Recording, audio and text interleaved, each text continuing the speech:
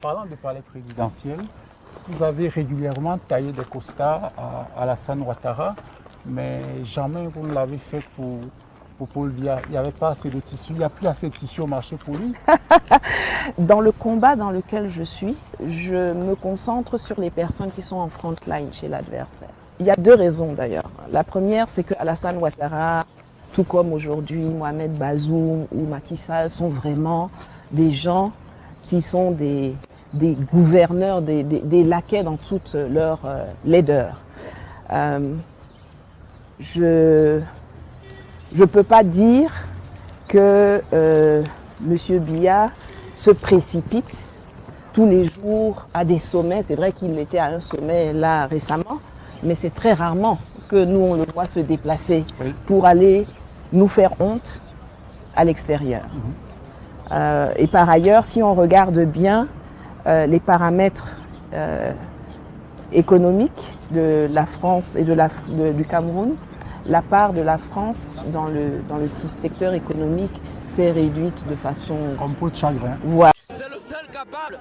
Le problème du Cameroun, c'est le problème de la misère et de la famine. Comment peut-on justifier qu'un enseignant camerounais gagne le tiers de ce que gagne un enseignant sénégalais? Comment peut-on expliquer qu'un médecin au Cameroun gagne 250 000, c'est-à-dire le tiers de ce que gagne un médecin au Rwanda? Ces deux pays sont-ils plus riches que le Cameroun? Non. Ça s'explique simplement par la pyramide de Maslow. C'est-à-dire que nos autorités veulent nous maintenir dans la famine, dans la misère, dans les besoins strictement biologiques. Et comme ça, nous ne faisons pas travailler notre matière grise. Nous luttons au quotidien. Vous avez, en votre temps, vous avez mis le SMIC à 28 000. Je me rappelle bien, c'était 28 800 quelque chose. Mais 30 ans après, nous sommes à 36 000. 36, 270. À nos nobles personnes d'en haut là, de tout faire pour nous mettre à l'aise par rapport à l'eau et à la lumière. Parce que l'eau c'est la vie, la lumière c'est la vie. C'est le seul capable. Il n'y a que lui. Il n'y a personne d'autre. Hôpital des Foulanes. On prend les paramètres des malades avec la torche. La torche du téléphone. Chambre, pas de lumière. L'hôpital de référence, s'il vous plaît. De l'État, pas de lumière. Dans une chambre. Mais la chambre coûte 7 500. Ça c'est terrible. Les soins sont administrés à l'aide des torches de téléphone. Des malades. Parce que pour les Hôpital de Vraiment.